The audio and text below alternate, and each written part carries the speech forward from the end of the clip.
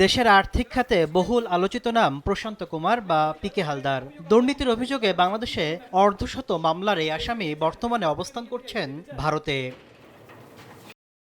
Moon এন্টারপ্রাইজের নামে international লেজিং থেকে ৮৩ কোটি টাকা আত্মসাতের অভিযোগে পিকে হালদারের বিরুদ্ধে মামলা করেছিল দুদক। দীর্ঘ তদন্ত শেষে মোট ১৮ জনের বিরুদ্ধে চার্জশিট অনুমোদন দিয়েছে সংস্থাটি।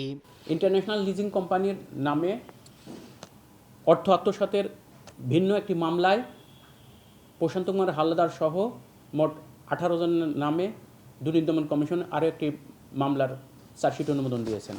বিদেশে হাজার কোটি টাকা পাচারের অভিযোগ থাকা সাইফুজ্জামান চৌধুরী জাবেদের বিরুদ্ধে আরও একটি মামলার চার্জশিটের অনুমোদন দিয়েছে কমিশন। প্রতিবেদন বলছে, ইউসিবিএল থেকে ঋণের নামে ২৩ কোটি টাকা উত্তোলন করে তা ৩৫ জন সহযোগীর মাধ্যমে পাচার ও আত্মসাৎ করেন এই সাবেক মন্ত্রী। সাবেক ভূমিমন্ত্রী সাইফুজ্জামান চৌধুরী এবং তার স্ত্রী রুকমিলা জামান সহ ইউসিবিএল ব্যাংকের ৩৫ জনের নামে চার্জশিট অনুমোদন দিয়েছেন কমিশন। দুদকের তালিকায় আছেন আওয়ামী লীগ শাসনামলের দাপুটে আমলারাও।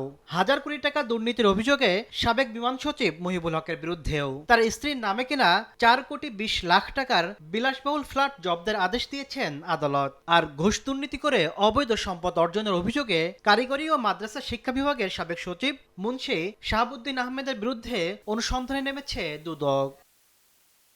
তাসলিম তৌহিদ, সময় সংবাদ, ঢাকা।